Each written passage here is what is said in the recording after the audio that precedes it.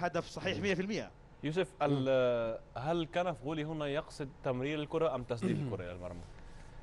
أظن كان يريد ربما تسديد الحارس، ولكن راحت أحسن من ما سدد، لأنه مرر بشكل جيد. جاءت تمريرة جيدة هنا، تمريرة جيدة للاعب غواردادو، وتمريرة كذلك جيدة للاعب فرغولي يمرر للاعب كوستيغا الذي يسجل هدف التعادل. أظن أن فرغولي عندما دخل غير من مجرى فريق. صحيح.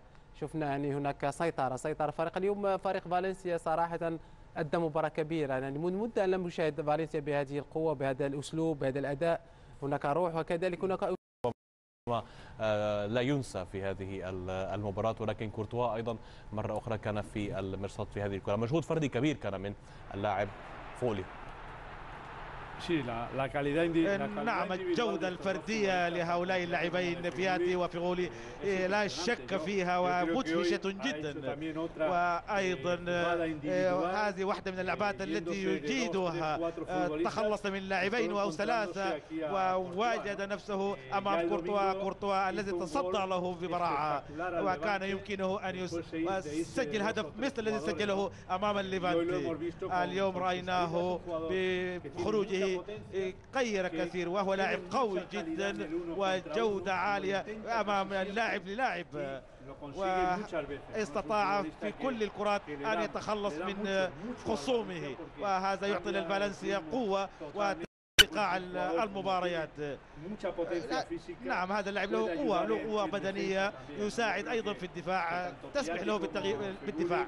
وبياتي وفغولي لاعبين حاسمين وأساسيين بالنسبة للفالنسيا بالنسبة لي، وهذا ما فعلوه أيضا في مباراتهم أمام الليفانتي، واليوم أثبتوا عليه. لم يكن يحظى بثقة يوكيتش، يعني لم يكن كلاعب أساسي عندما كان يوكيتش مع فالنسيا، ولكن عندما جاء بيتزي أصبح أساسي.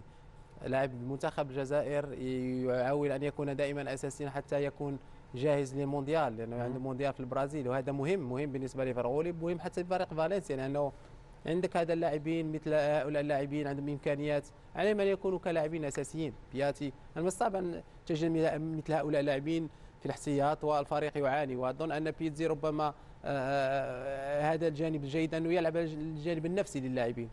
إذا اليوم كانت آخر مباراة لأتلتيكو مدريد قبل المباراة يوم السبت، يوم أكثر من برشلونة